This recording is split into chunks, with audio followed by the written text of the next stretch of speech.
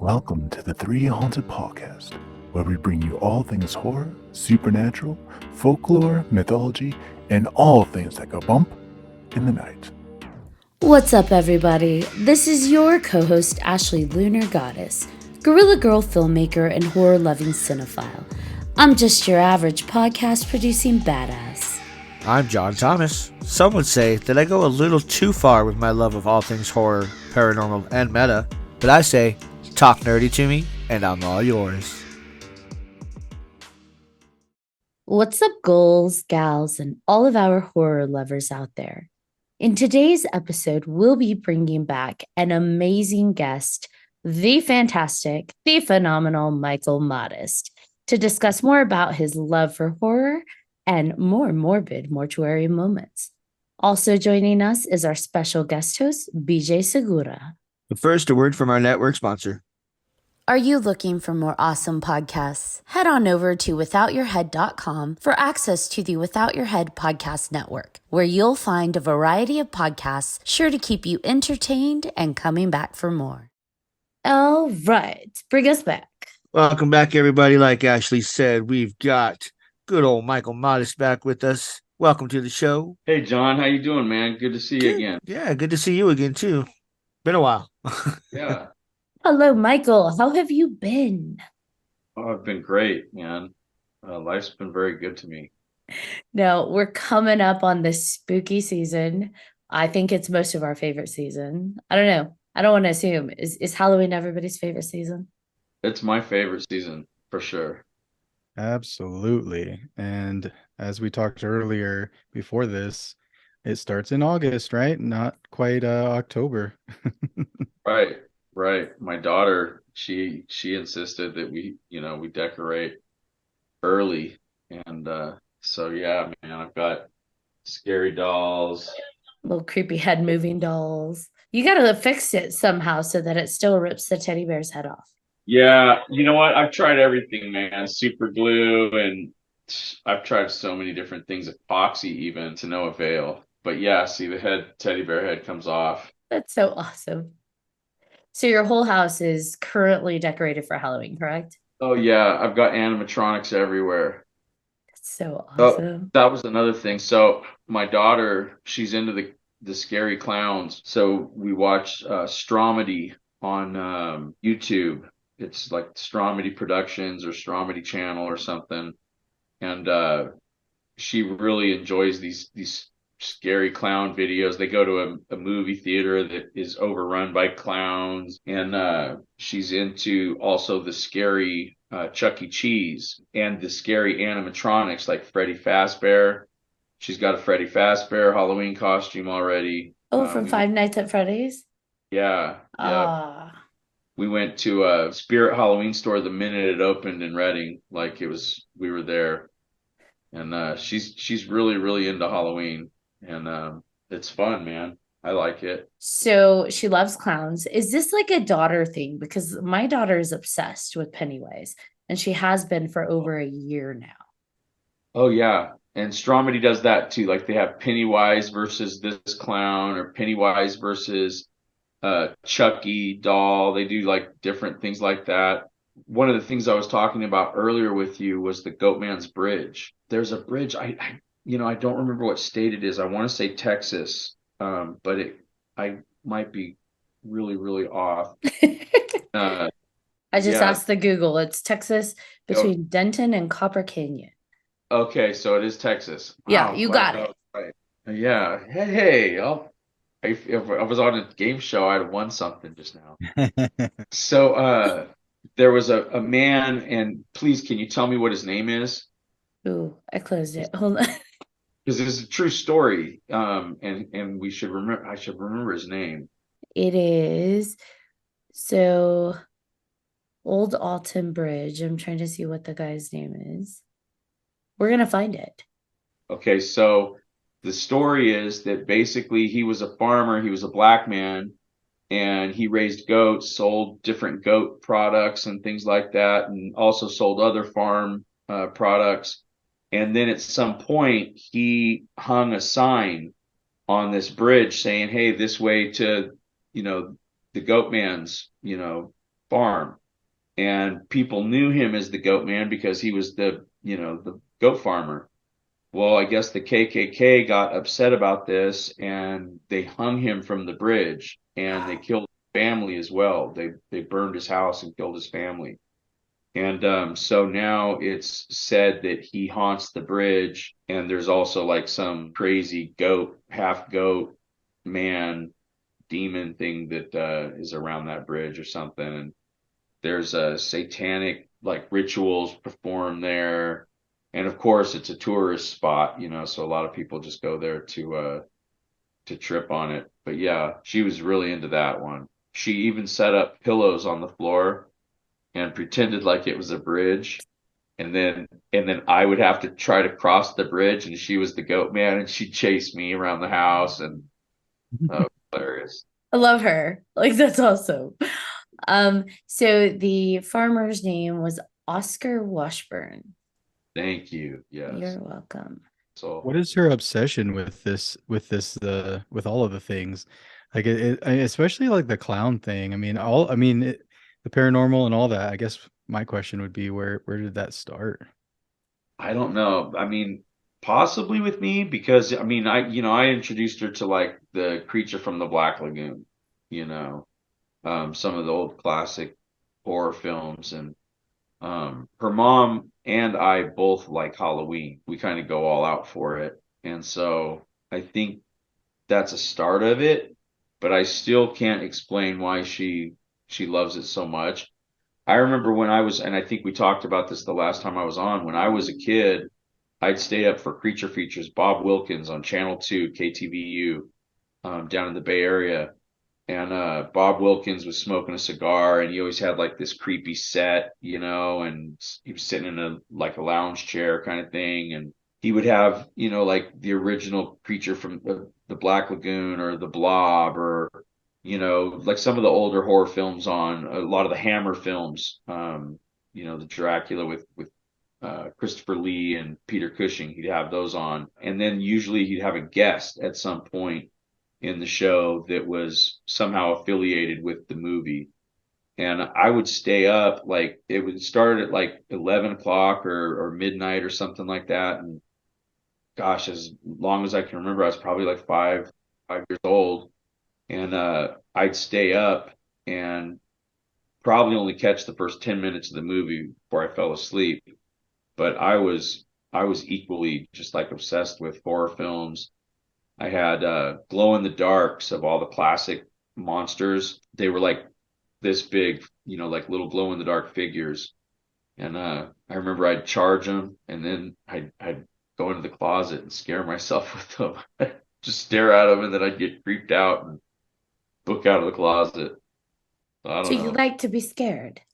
Yeah, it's fun, man.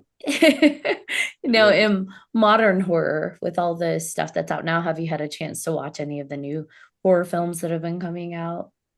So I've been watching a lot of the A24, the production company A24. I've been watching a lot of theirs, and they're very scary, but they're scary in different ways than what I'm looking for. I'm looking for scary ambiance. I'm looking for like the classic horror film where you've got the cobwebs and the set is as creepy as anything that's happening actually, story motivated. The set is also creepy and the atmosphere, supernatural, ghost type stuff, haunted house. I wish they would do something along those lines. Their movies are horrific. I saw Infinity Pool. Did you guys see Infinity Pool? I That one haven't seen was that. super twisted. Oh, dude, it's like depressing and disturbing. Like after you watch it, you're still thinking about it and you're just like, oh my God. So the idea, you said you hadn't seen it. Not yet, no. So the premise of it is that basically this guy and his wife, they go to a foreign island, and while they're there, them and some friends, who the friends go there more frequently, they go out in a car driving along the island and they hit and kill one of the locals. And they can either be killed for it or through DNA, they'll reconstruct this island. The people will reconstruct you. They'll make a clone of you, and then the clone has to die for your transgression. What? Yeah, so they clone this dude, and the clone is murdered, but the clone doesn't know it's a clone. Right. It thinks it's you. So the whole time it's crying, it's horrified, and then they kill this being, you know. And these wealthy people, they just keep doing it. They keep doing bad things on this island that require the death penalty. And then they just go, okay, well, we'll just have our clones pay for it again. And it just keeps happening over and over. And it becomes more and more like upsetting and disturbing. I thought it was really decent on how it speaks to like moral relativism. Like if we know we're not really going to have to pay for the consequences, are we more likely to commit these crimes and do these acts? And I think the film kind of highlights like human nature. Like you actually want to do this stuff, you just don't want to have to deal with the consequences of it. So when you take the consequences away, how does a person behave? Right. And I also liked the stipulation that you have to watch the execution. So the actual person has to sit back and watch the execution of the clone. Didn't he start actually kind of getting into it? Yeah, he did. Like he actually was satisfied to an extent of his clone being killed. Right. Twisted. Yeah, it was creepy. That reminds me of Multiplicity with Michael Keaton. Oh, great movie. Yeah, very funny. I always like to like have my comedy and horror mix up, and I'm like thinking of that movie and seeing how would Michael Keaton deal with himself, because it's like 5 copies of himself. He's right. He's like, I like pizza, Steve. Yes. Yeah. Well, it was hilarious because each copy got dumber, you know. Yes. But these copies are like the same people. It's like the same, right? They're the same person basically. No Yes. visible differences or psychological. Yeah, and in their mind, they're the original. Man. They can't differentiate and think of themselves as a clone. They're the person, you know. Also, the other one was Midsummer. Mm-hmm. Another super creepy, weird flick, man. They're on a roll. I mean, I've watched a bunch of them. I think X was also one, and then Pearl, which was the prequel to X. Did you guys see those? No, that's on my list to watch. Actually, those Oh, came okay. highly recommended. Yes. Talk to Me is actually at A24, and that's out at theaters right now. It's actually on digital right now. They released it on digital yesterday to rent and to buy. So it's still in theaters, and you can catch it at home now too. That one's solid. It's good. It's got some good praise. Looks like it, yeah. Okay. I really want to see that. I think that one is more like, I don't know. I think the preview was like more like monsters or supernatural too. That's cool. Yeah. That's one thing I love about I actually, when I went to film school, I was in this production management class, and we all had to pick we drew them out of a hat, like different production companies, and I drew out A24. So I had to do a whole thing about them and their films, and I became a fan. Like I really did, because they give no shits. They were like, we're going to make movies the way we want to make movies. We're not going to have it for like a general audience. It's going to be for like these 5 people that that are in their basement. Like it's Right. like it's not going to be one of those films that's, you're not going to like, and that's part of the charm, is that it doesn't feel like a movie that like a lot of people are going to be into, some of it's like, oof, but that's part of it though. And for that reason is why I probably don't like them as much, is because I feel stupid not catching a lot of the stuff that they're trying to convey on a lot of their movies. But like I still enjoy them, but I don't get it on that level that everybody else is getting it at. So I feel kind of I don't dumb. think everybody is getting it though, because I know a lot of indie horror filmmakers that cannot stand A24. Like Right. They do not like them. They think that they're super mainstream, and they're not. There's a lot of negativity that comes at A24 from filmmakers, especially the indie filmmakers, and which I find interesting because I feel like some of the horror films that have come out that really got to me, like in the recent times, and I say recent loosely, like in the past, 10 years, has come from A24. Like people don't realize the Green Room. Green Room Right. came from A24.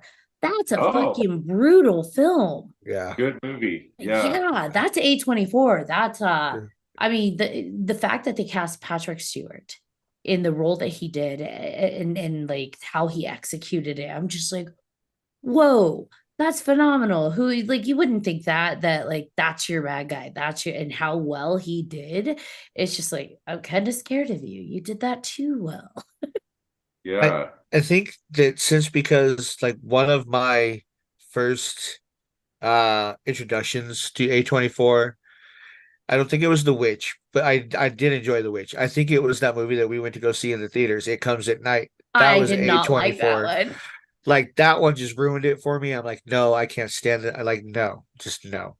But one of the ones that I will recommend, it's not typical A24, is Bodies, Bodies, Bodies. I saw that one. It's got comedy in there too, BJ. You'll love it. Have It's not seen freaking that one. it's Yeah. great. Check it out. I loved it. I would say my favorite A24 probably was Ex Machina. Like I just because I'm a big fan of sci-fi horror or just sci-fi and horror. They don't necessarily need to be exclusive, but or together. But I felt like that one they did a really good job with it. With Yes, you guys blow my mind. See, because I've seen that movie too, and I didn't realize that was A24. hmm That Yeah, one that's how I and got Green on Room. A24 was that specific one, and I was like, ooh, let's see more of these movies. Awesome. So, comedy horror, the one that I just saw yesterday, Renfield. Yes, I love Renfield. Yeah, Dude, at first I bought the movie, right? And I just put it in my DVD collection. I never watched it because I found out it was a comedy. And I was like, I'm not in the mood for a comedy. I was looking for, like scary vampire movie, So I just put it away. And I live in the mountains and we didn't have internet for 2 days. And all I have is streaming on my television. And so I was without TV. So I pulled out the old DVDs, right? And I was like, oh, Renfield, I haven't seen that. And I'm down for a comedy. And man, what it sure delivers. And I love the concept that Renfield finally realizes he's in an abusive relationship with Dracula, and he goes to like a group and starts talking about his problems. It's just hilarious, the whole idea. yeah. What I love about that film, I like the writing in it. I think the comedy is really like it's real witty in there. Like, there's one of the characters. She's just like one of the people in the support group. And she's like, well, I guess because Renfield comes in and interrupts everything while she's trying to, pour out her heart and everything. And she's like, well, fuck me, I guess. Like, I hate Right, myself. I hate myself too. Like, right. it's just like, oh God. It But it I love some of the little hidden jokes. So when they're in the police station and they let the bad guy go, and the police sergeant's telling the chick, he's like, oh yeah, just get used to it, it's no big deal, like you gotta learn to play ball. And if you look at the back, written painted on the wall, it says solve no crime before overtime. Just hilarious, like those kinds of things. And the movie is uber gory. yes, much more than you would think for sure. Yeah.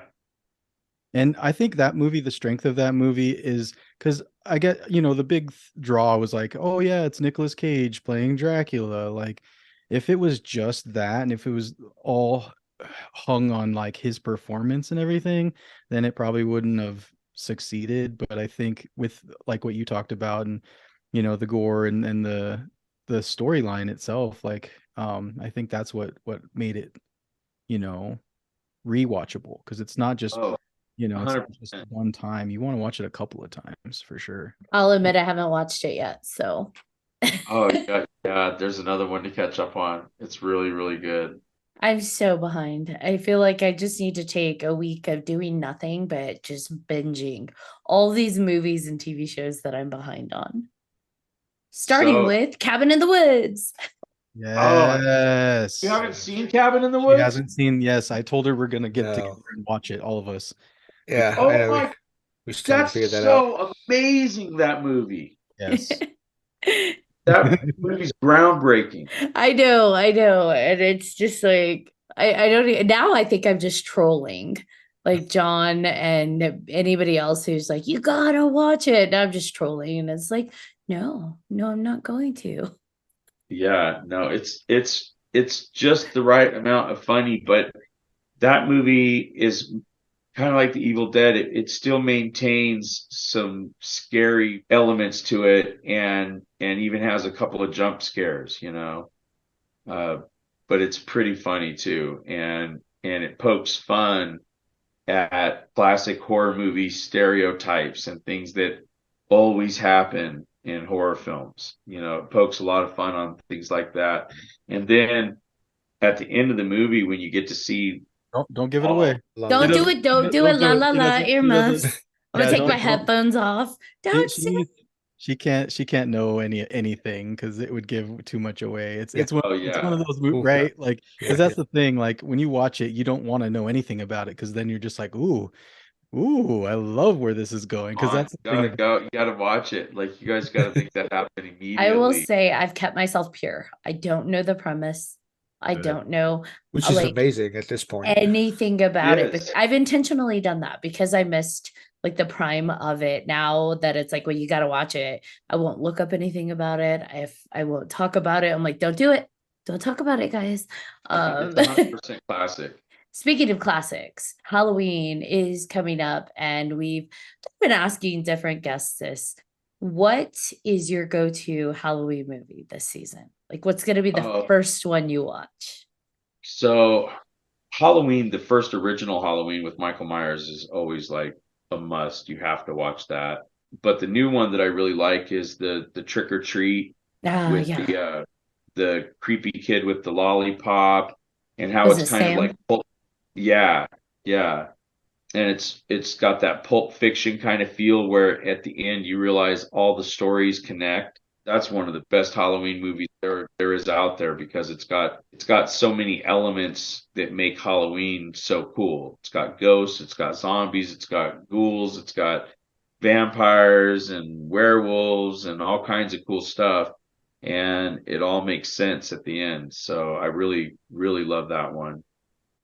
That's a solid one. We haven't really talked about that one on the podcast. Like, we've talked about a lot of horror films. We really haven't gotten into Trick or Treat. Oh, that movie is such a great movie. That's a pretty solid film. I haven't seen that one. I need to watch it. I've seen it once. I need to rewatch it, revisit it. I liked it. I think it's a fun one. I think it's really well shot. It's pretty. Like, I Yeah, know we're getting technical here, but like the color that they use, like just the tone that they edited, I enjoyed the technical aspects of the right. film. It's a pretty movie. Yes. I'm a big fan of lighting and cinematography. Like if they I, do it well, especially with the horror stuff. I It's think great. you would like it. I think you'd like the cinematography. You'd like the color palette that they chose. Like it's really well done. It's a pretty film. Nice. Yeah, that's And I think it's fun. Look, I finally found one that I watched that you haven't. oh, there's a lot. There's so many that you've seen. Like I haven't seen all of the Halloween movies. Like because I'm not a huge, I mean, except for the first one, right? Like just because John Carpenter, but like I don't know, like Freddy, right? Freddy's the slasher for me. Like it's Jason I is good. I don't know. I need more. I need them to be able to talk. I need more of a storyline. I need like Freddy, you get dreams, you get talking, there's all these underlying things. There's all kinds of crazy stuff going on. But with I guess maybe I just need to give them more of a chance, but I feel like it's just kind of rinse and repeat, right? It's like, oh yeah, this guy is gonna come after you and he's gonna keep coming after you and he just doesn't die. That's how I feel about Jason. And Shane's not on this episode, so I can totally talk shit about Jason. Like that's Yes. how I feel. It is so redundant. Like the first one's fun. The second one's fun because then you get the monster and it's not the mom. But then anything past that, I feel like starts to get redundant to where they have to take him to space and hell just to make it interesting. Everybody has their own, favorite slasher, and Jason is definitely not mine. Sorry, Michael's Jason. like, he's mine. I love Jason, man. I saw his face Yeah. when we were saying that. He's like, excuse you? Yeah, no, I love Jason, man. And like I 100% agree that they probably didn't need to do as many as they did. Like Jason in Space, for example. 100% that didn't need to happen. It hurt my feelings that it did happen. It ruined a lot of things in my heart, and trust in filmmakers was one of them. So, like, I agree to there, but as far as like the Friday 13th part 3 was amazing because it was 3D. So they took the monster again, but this time it was 3D. You saw the arrow coming at you and different things, and they kind of put over that he was this undestructible kind of thing, not just a killer, but he was undestructible. And then 4, you have to like 4 because Feldman was in it. Corey Feldman, you have to like it, right? Look, just because he was in The Last Boys doesn't mean I'm gonna love every film he No, does. you do have to love it. He was. I did not amazing, love and Lost Boys 2. I did not love Lost Boys 3. I did and he was in them. But you did love Stand By Me And I did love the Goonies. How could you not? and Ninja Turtles. Yeah, Donatello. And he did such a great job killing Jason when he was like, die, die. And He's Gremlins. hit him over and over. Oh man, if that didn't choke you up, you just Gremlins. weren't a Can being. we all just agree that Gremlins is a horror film? Yes, we've 100%. discussed that before. Yeah, it's even a But Christmas film. it's Christmas and horror. Who doesn't love Christmas horror? Yes. Yeah. Can I just say that also Jaws went 3D for their third one as well? Yes, it's a no-brainer. It ought to be like almost a rule. If you do a third movie, it's got to be in 3D. How come know. Hellraiser never went 3D? That would have been sick. Ooh, That would have been look awesome. at your face. Whew. Like that would have been so disturbing and probably something I couldn't stomach, but I would have to watch. And you could, when Yes. you see the hooks coming at you, and then from the sides, you would feel like you'd see skin coming from into the frame, 3D, Oh, like it's coming from your own face. Ooh, I can see it happening. That's amazing. see, they should have done it. It probably would have been so expensive, but how cool would that have been? Yes. No, Well, VR, like do VR now. You can do VR. I feel like movies should be doing that. Have VR elements to it. right. I was just gonna say because back in the day they used to like smell-o-vision and different things to try to draw people to the theater. I could totally see the Hellraiser thing where even the home version, you just hook these little things up to your face and they're just stagnant until someone gets hooked and pulls, right? And then those things start pulling just enough to be uncomfortable. Really add an element to the film. Say cheese and die. Like, oh, perma smile. Exactly. Oh my God. Because I think about the different Cenobites and them getting created and like how interesting that would be to experience that 3D. Because, they show how some of the Cenobites are created. And it's just Right. like, oh, that's brutal. Looks like a blast. To think I hesitated. Right. Right. That it looks like a blast. It doesn't look fun. You're so Yeah, twisted, Michael. but he's such a good salesman. He pitches it so good, Does he? Yeah, he pitches it really well. I think Michael's just one of our closet BDSM friends. He's like, Pinhead sells it. He's like, pain is pleasure. Yes. Yes, it is. Says 100%. I like when he tells that guy your suffering will be legendary even in hell. Yes. Tell the guy right off the bat, you're going to be legend, bro. That's a pretty positive thing, you know? And so who could deny you're going to be like, legend? Yeah, I want to be a legend, you That's know? what you take from that. 100%. I like it. I like that you see the positive side of things. He's literally saying you're going to suffer so much, it's going to put everyone else to shame. And you're like, I'm a legend. Everywhere you go in hell, everybody's going to be like, bro, I'm buying him a drink. You know, like, Legend. yeah, everywhere you go, people are going to be like, man, I didn't suffer worse shit compared to you, homie. Oh my God. You are the most positive person I know. You find the positive. I'm going to find pinhead quotes and just throw them at you and see how you can find the positive lightings in those. I did have a question about Hellraiser 2 now that we're talking about it. And it kind of disturbed me a little bit. Not in a, it was like, it was upsetting. It's like, why was the doctor so much more powerful than like everybody? What You do you know, mean? like he just took the Cenobites apart. Like basically was like, you're gone, you're gone, you're gone. Like out of like nothing, like just tore them apart. Yeah. Because their level of evilness in life determines their level of how extreme they are as a Cenobite.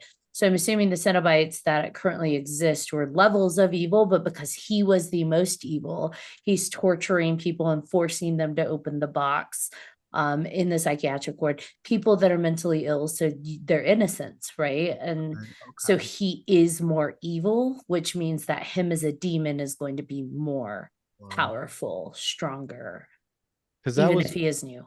it kind of, yeah, that was the thing that kind of bothered me because it was like, because he is so new, you would think that, well, I guess it doesn't matter. It doesn't matter if you're new or if Well, you're it's I get what you're saying, but I think what it all boils down to is there's no union in hell.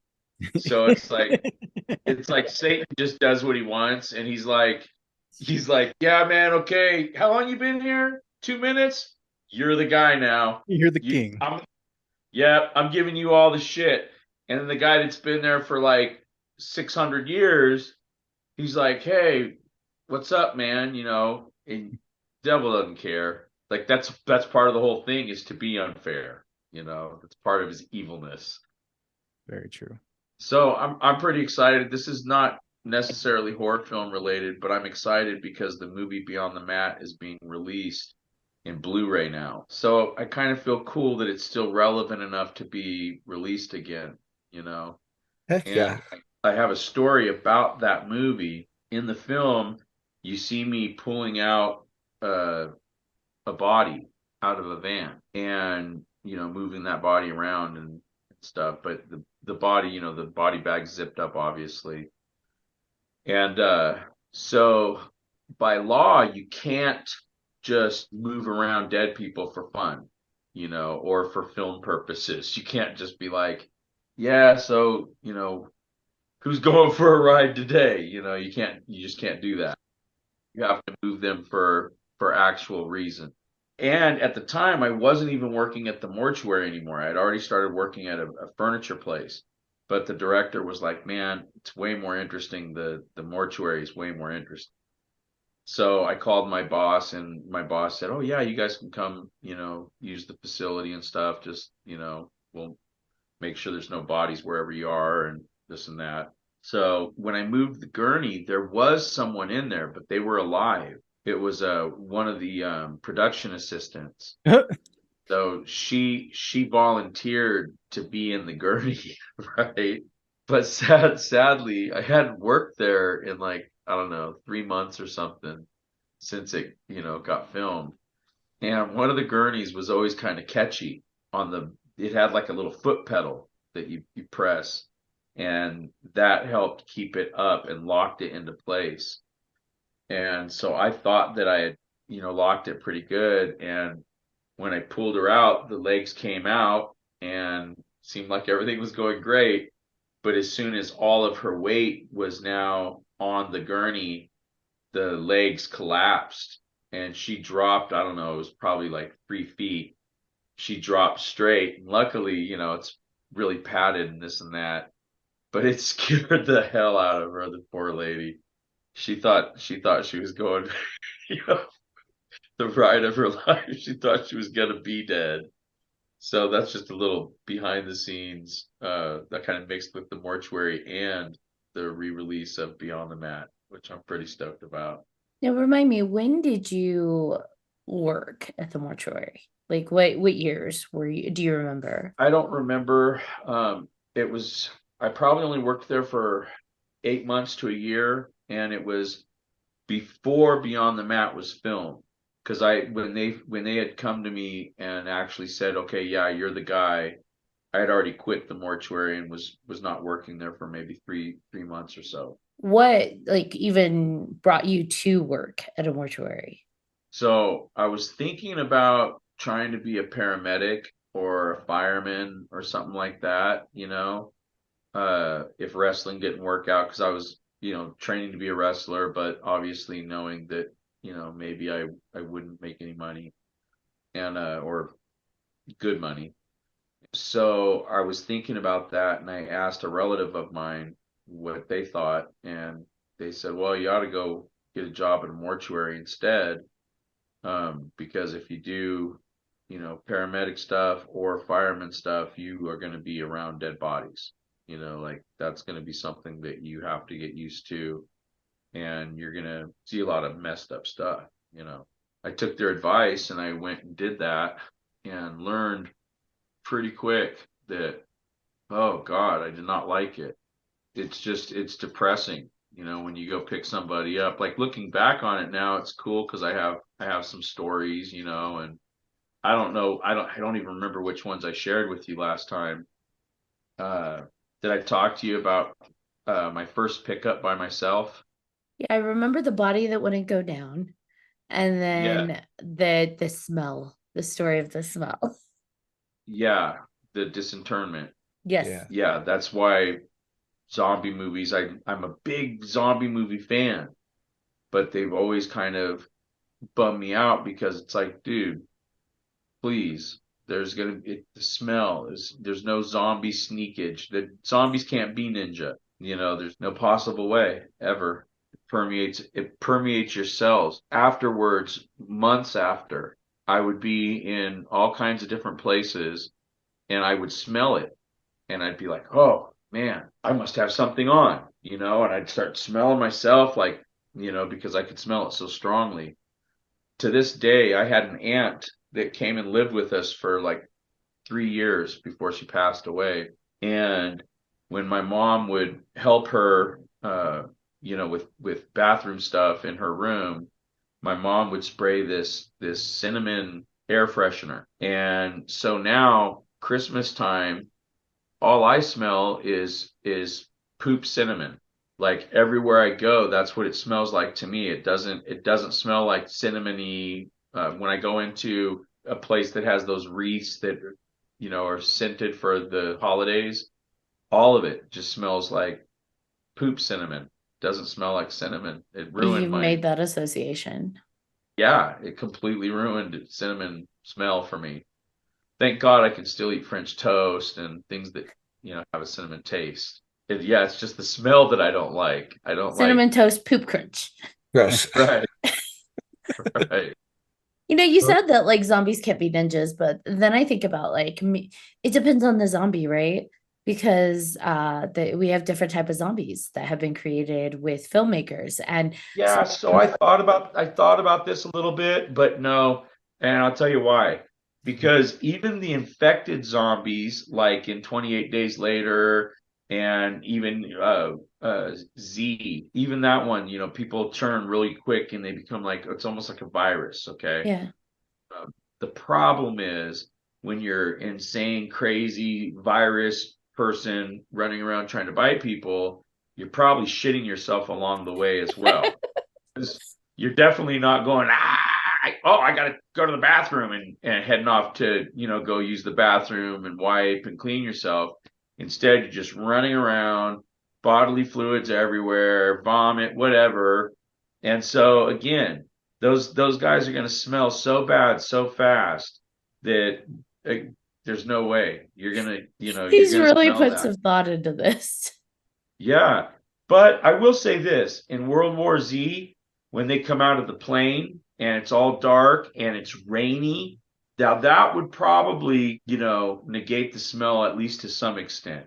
It took a The bath, rain. a forced bath. Yeah, exactly. That's so crazy to think about that. Like I think about like marijuana, right? It's got a very distinct smell. You smell that, it's like, ooh, somebody's smoking, and that I feel like that's like a trigger for you, right? Like you smell that, you get that whiff, you're like, oh yeah, there's Oh, there's there's 100%. some dead guys walking around.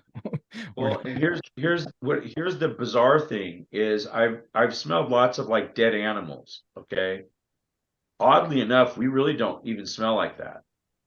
Mhm. We don't smell like a deer. Like when you're walking by a deer or some roadkill and you smell what it smells like. We are as distinct as a dead skunk. Like a dead skunk has a really bad odor because of its glands as well. Okay. So you've got the putrid rot and then the glands. We're the same way. We eat so many weird different things and we have so many different things in our intestines and our gut that a deer would never think of eating, that we don't even smell like that. We smell like, way worse. People just smell just the worst, man. There's We're gonna have to nothing put like. a warning on this episode. Don't eat while listening to this episode. Oh yeah, for sure, man. Do Also, I zombies' want to. digestive systems work though? I'm curious about that. Like, I don't know. because they're dead, so they're no. Because it's the same thing with vampires. Do they But pee? again, Do they poop? Because is that digestive system working since they're not technically alive? but whatever they ate is going to be fermenting in there, like all of From that. before, yeah. Yeah, and it's in your tissue. It's like people talk about when they eat like a lot of garlic or something. You'll smell it in their sweat, or a heavy drinker, you'll smell it in their sweat. It's the same sort of thing. It's in our tissue. It's in our blood supply. It's in all kinds of parts of us. And so, oh, so bad. So what happens then if a zombie smokes weed? Do they just smell like just weed, like rotten weed, like really stinky weed? It's a zombie air freshener at Oh, that point. so bad. Maybe. Yeah. Still bad. Or it could be like the poop cinnamon and it'd be like weed poop or some, I don't know. I don't think you can cover up that smell. The smell No, of rotten decaying. I don't like no. it doesn't matter what you put on it, that's gonna come through. Yeah, it's like when my mom would help my aunt, and then, like the smell of crap is one thing, but the smell of crap and violets is another, or crap and cinnamon is another. And so now my nose only smells one thing. It's a terrible curse. It's like You're being nose creating a mental association for me now. So when I smell cinnamon, I'm gonna automatically think poop. poop, right? I think I've got nose blind. I Oh wish I no. wish I got nose blind. And I chew cinnamon gum like every day, man. Oh, I'm chewing chewing turds on the chewing on all the day. poop. So to change the subject. Oh my gosh. I don't even know what to change it to. Actually, Michael, have you had any paranormal experiences? I know we talked about you had the extraterrestrial one, right? Or maybe we weren't sure what that you was. Ball of light. Yeah, but have you Yeah. had any of like, especially recently, like in the past few years, have you had any paranormal? Actually, the bar I work at, I've had a few things happen. Nothing super recently, but uh, there when I only worked there a couple of weeks, one of the customers we only had one customer in there. We were closing up, and this lady named Sue was training me, and she was closing the register. I was standing at the end of the bar. The bar was everything was clean. I was just standing waiting for us to leave. And the customer mentioned, he said, "Well, man, I sure do miss my buddy," and I don't want to say the guy's name, but he was just kind of like, "I sure miss my friend. We'll just call him Fred." And he said, "I sure miss Fred, and he says sometimes I wonder if when I'm here if Fred doesn't like come and hang out with me. And when he said that, one of the glasses that was sitting on the bar side. It's a tall chimney glass. It flew across the walkway behind the bar, flew across, hit the top of the bar, and sent glass sliding across the bar at the guy that had just said that. Because I was standing right there, I saw it happen. And if that glass had fallen for any reason, it would have only dropped, right to the floor. Yeah. It would have never made it the 3 feet across to the bar side. And I'm standing there with my mouth agape, and Sue turned around and she yelled at the customer and she said, "Hey, when you ask stupid questions, you get stupid answers." She's kind of a feisty gal, and very cool. So that happened. There was another night I was closing up, and the front chair turned towards the door, and I face all my chairs into the bar when I'm closing up. So I faced all the chairs the right way. And as I was doing some other stuff around the bar, I look back and I see that the chairs turned again towards the door. So I'm like, all right. I walk over there, I turn it again, and then I just stand there staring at it. Like, okay, move. And it didn't move.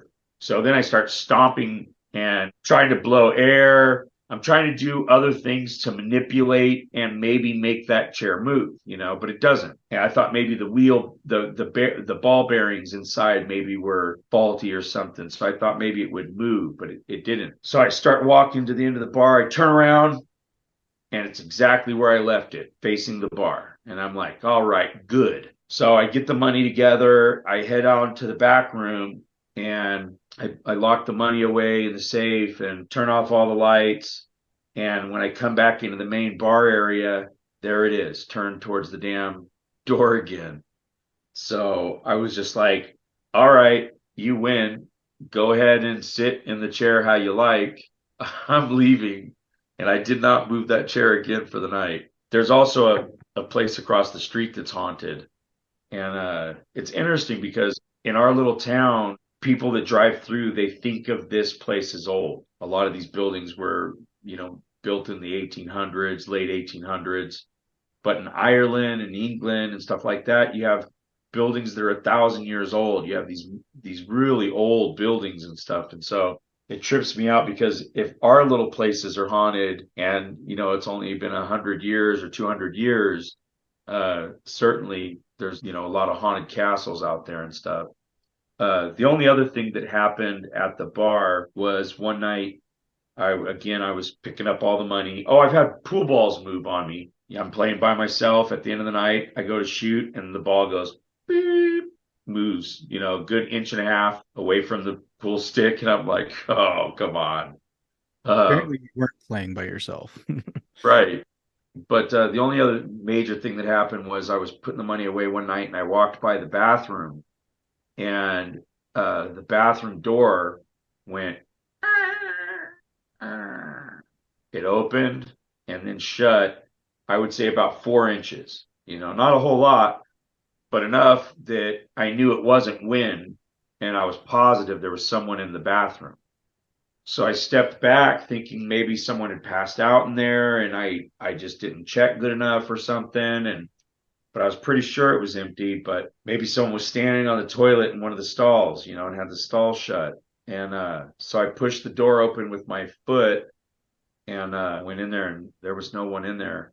And so when I put the money away, I spent like 20 minutes trying to make that door move even just an inch, and I could not get that door to move at all. For 20 minutes of trying, the door did not move. The only thing I could think of on that one was I thought, okay, it's an old building. Maybe if it got colder or hotter outside, then the timbers and stuff in the building, maybe it caused it to, stretch or manipulate, swell or whatever. And maybe that's what caused the door to move. But it was about that much. And you don't, like, when the chairs moved, you didn't hear them move, right? You just turned around and it was, It was it was moved. moved. You didn't hear Yeah. it scraping or anything, right? Uh, Huh. Because like I think about vibrations, like sometimes when the floor vibrates or something vibrates, things will kind of move. But you would have heard that. You would have heard the chair kind of doing its thing as it turned. Do you have cameras there? They do, but they don't work right now. They haven't worked for, I don't know, a year and a half or so.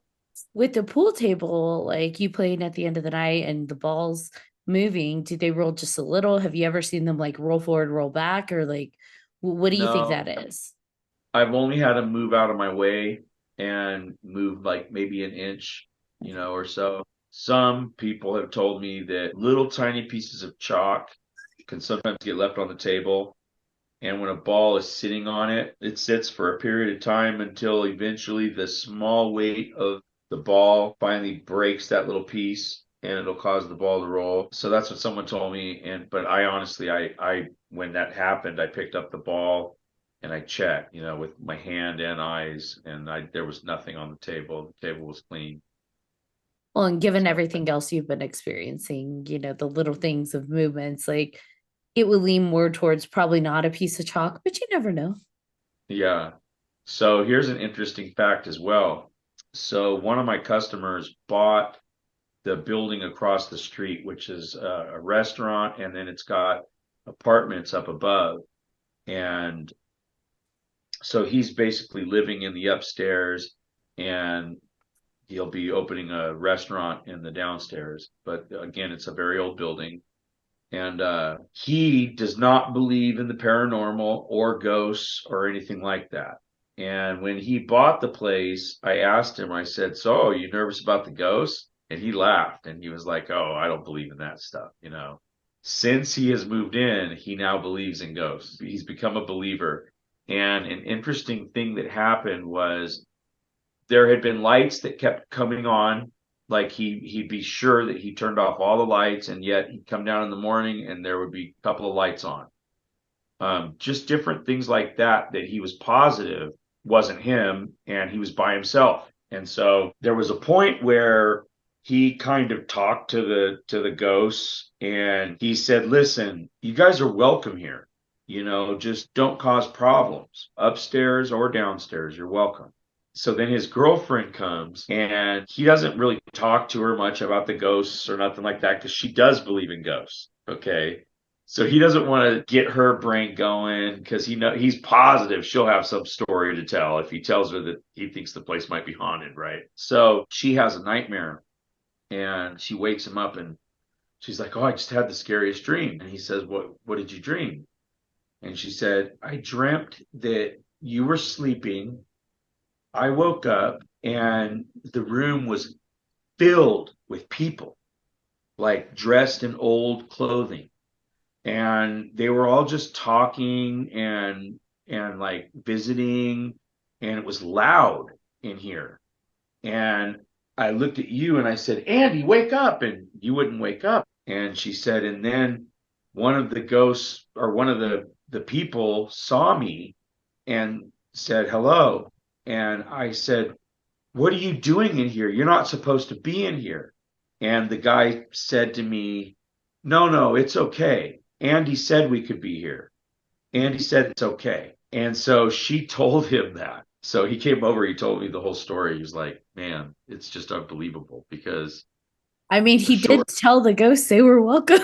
they were welcome." And when she was telling him, like, "What are you doing here? You're not supposed to be here." "Oh, no, no, it's okay. Andy said we could be here." We got permission. It's cool. Don't Yeah, worry. all good. I hear Andy and all I think of is Chucky. That's scary, especially if it's a lot too. It's one thing if it's just one, but if there's like a bunch of spirits there, like that's I don't know. I guess if they're not causing problems, it's not a big deal, but still like that's a lot to deal with. I mean, it's Yeah. just across the street from the bar, and I don't feel like ghosts have boundaries. Like, oops, that's the front door, that's the sidewalk, we can't cross there. So if there's like a heavy cluster across the street, chances are Right. maybe they are coming to play pool with you and hang out at the bar. Well, and in the back of okay, so the restaurant's in the front, and in the back, there's what do they call it? It's like a dance hall. There's like a large room where they would have dances and stuff. And so I kind of think ghosts can time travel and kind of go wherever they want.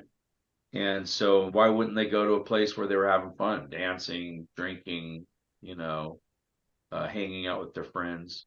I mean, that's very Shining-esque, and it sounds like Andy's about to, be all work, no play, makes Andy a dull boy, but we'll Yeah. see. It could be fun, and you're in a mountain town, right? So, Yes. now, are there other buildings on that road where the bar and the other building are? And have you heard if there's any kind of activity there? I'm just curious if like the whole street's popping. I'm assuming it is, but Weaverville Hotel, I guess it used to be a brothel. That's the word. So that place is haunted too. And the last couple that I just talked to not too long ago that had stayed there, they came over for a drink. They said, "Oh yeah, we're staying across the street at the Weaverville Hotel." And I was like, "Oh, cool." And the lady said, "Hey, have you ever heard about that place being haunted?"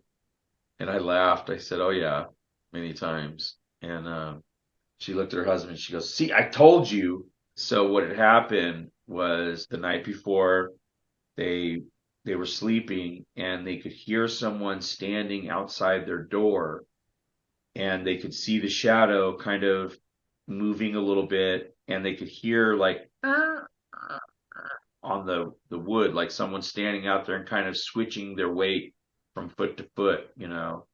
So the husband had gotten up, he snuck up to the door, opened it real fast, and no one was there. And they had that happen several times through the night where they definitely heard someone walking and there was no one walking. There was no one outside the door and they kept seeing the shadow as well walking by. So that was the last story I heard about the Weaverville Hotel. there's probably an upset, escort who's just like, Yeah. y'all are in my brothel and no activity is happening. Like, what the heck? So when I was a kid, me and my sister, we had something crazy happen to us as well. I remember being in like a crib where the back of the crib was against a wall and there was a goat man, like small goat man with little burnt hands, and he was playing on these toys that I had and also trying to get into this crib and touch me, like get me with his little grubby hands, right? While this was happening, there was two little boys. I had a rocking bear. It was like a rocking chair, but it was designed like a bear. And then I had a little rocking horse. And these two little boys were on these things and just kind of rocking. Expressionless face, uh, very pale looking, they looked dead for sure. So this was a dream I had, I don't know, when I was 2 or 3 years old or something, I'm guessing. And because I was in a crib. Fast forward to where I'm like 12 years old, and my sister and I and my mom were setting up the Christmas tree. And my mom had this reindeer ornament that was made in India. So it looked kind of strange and it had a weird looking face. And I just mentioned that it kind of gave me the creeps, that it reminded me of a dream. And my sister said, "Really?" She goes, "What was your dream about?" So I started to tell her about the goat guy. And my sister like freaked out, and apparently she had had the same kind of dream when she was young as well. That's a pretty weird thing. Me and my sister had the same dream about this weird goat guy, right? But a friend of mine told me a better story. So his friend had called him up and said, "Hey man, me and my wife are leaving town, can you come by and take care of the dogs and the animals and stuff and help us out, I'll leave you some pizza money." So my buddy said, "Sure." When he got there, they kind of showed him the ropes and said, "Here's this and here's that." And they said, "You're welcome to, sleep here in this room or sleep in our room, or you can sleep in, the living room watching TV. You're welcome to sleep in any of those rooms. Don't sleep in this room though." And my buddy was like, "Well, why not?" And they said, "Well, everyone that sleeps in that room has a bad dream. And so we just don't have people sleep in there anymore." So he's totally into supernatural stuff. And he was like, "Well, I'm sleeping right in there. I'm going to see if I have a bad dream, right?" So he brought the dog that he was, taking care of, and the cat or whatever was in another room, but brought the dog in the room with them. And in the middle of the night, he has a dream of this guy in old farmers like clothing standing outside the window staring in at him. So he wakes up from the dream, looks out the window, there's no one there, but the dog is growling, staring out the window. So he's like a little creeped out about it. He's like, that was a little creepy.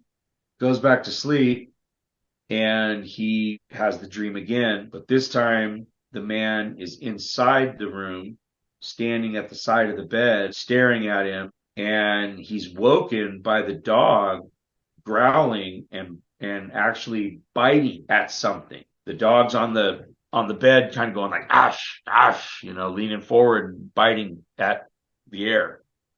So that was enough to freak him out. He got the dog. He was done sleeping in there. He went and watched TV and fell asleep watching TV in the living room. So the next day, being that he's into the supernatural, he's like, well, I'm going to test this further, because he started thinking the reason he saw something and the reason why he had a bad dream is simply because his friend put it in his head that he would have a bad dream if he spent the night in there. So he calls a friend, another friend. He's like, hey, man, John and his wife are out of town. I'm house sitting for him and taking care of the dog. Out here, I got pizza, like I'm going to watch some movies tonight. Why don't you come over and spend the night?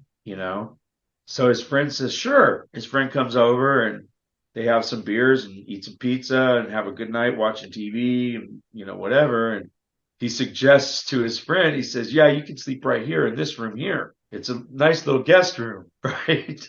And Oh my God, that is so mean and brilliant all at the same time, because he's not putting suggestion in his No, head. in fact, he said it's a really nice little room. He said, oh, it's a really nice little room. You'll like this room, right? Oh my God. So his buddy goes to sleep in there and he stays out in the living room, and sleeps out there. So in the middle of the night, here comes his buddy leaving the room, coming out to sleep on the floor. And he's like, what are you doing? And he goes, oh, I'm not sleeping in there, man. He goes, I keep having this really bad dream about this man that's staring at me. So that's the best dream ghost story I think I've probably ever heard.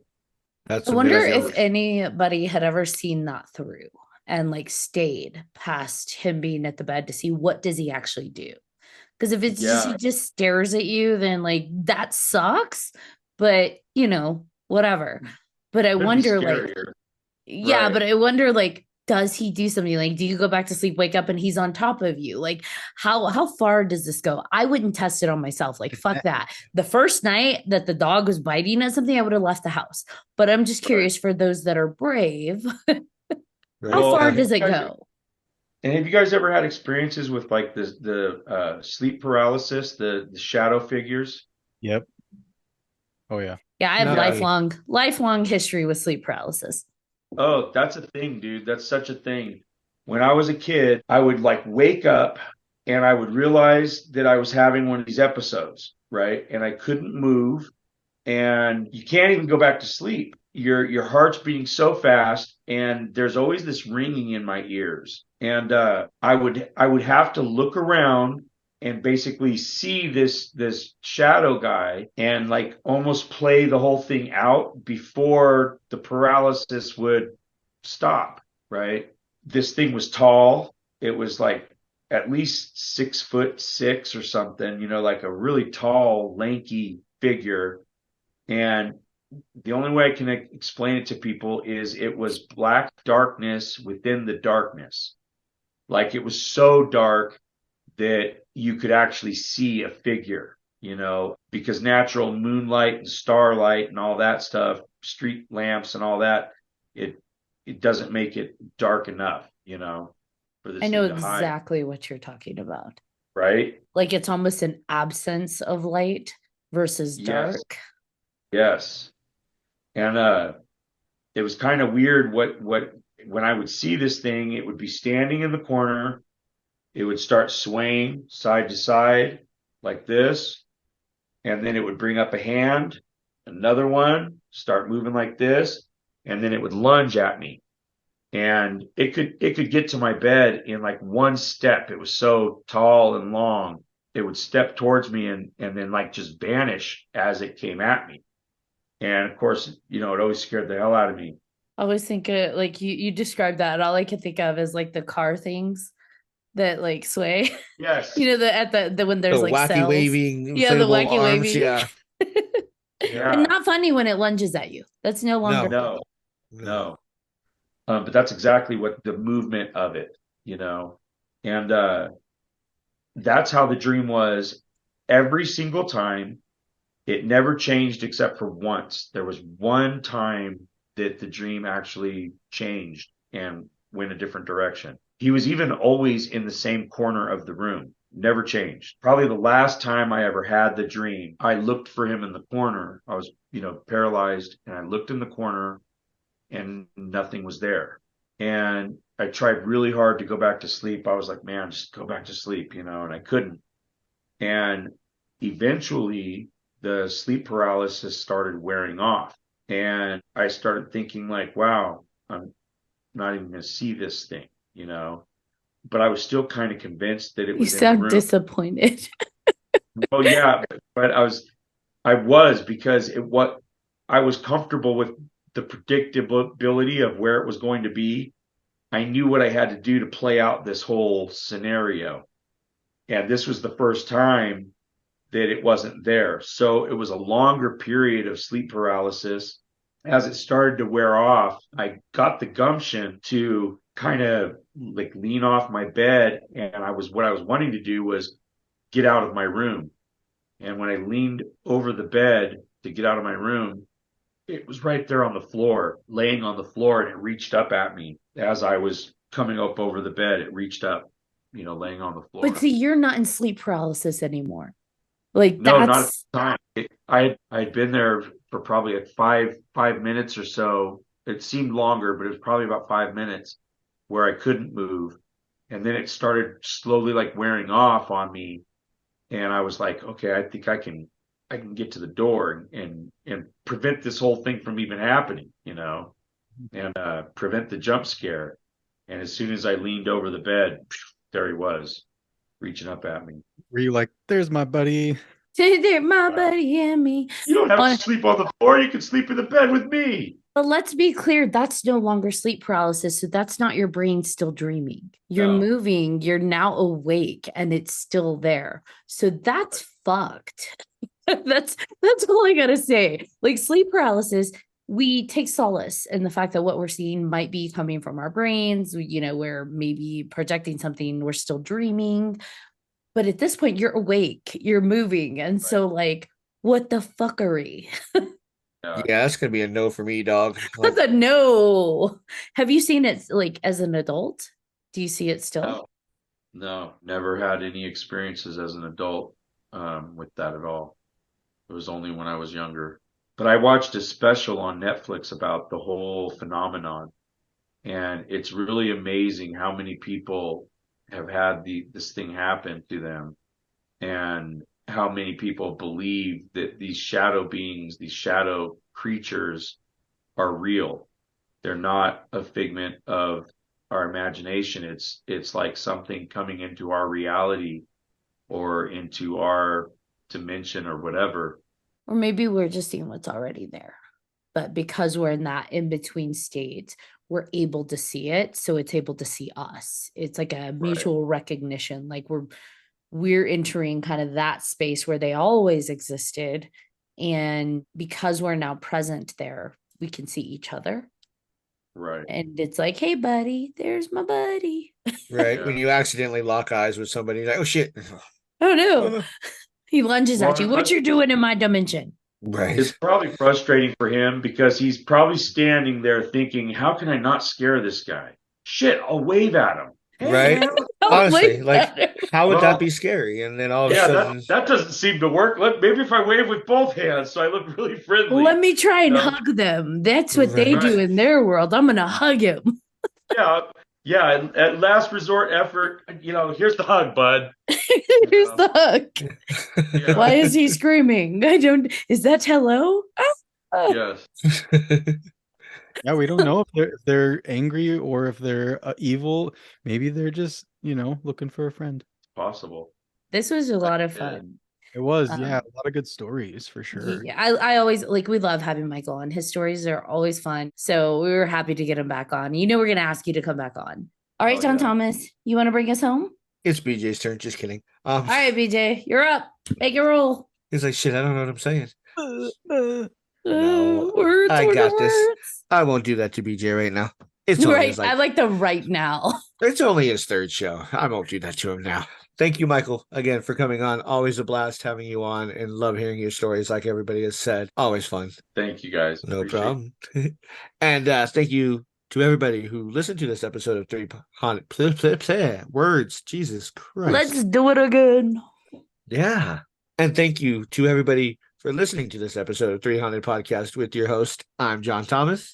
I am Ashley Lunar Goddess. And I'm BJ Segura. If you have any questions, comments, or episode suggestions, please feel free to email us at 300podcast@gmail.com. And if you haven't done so already, please like, follow, and subscribe to all of our social media. You don't want to miss amazing guests like Mr. Michael Modest. Until next time.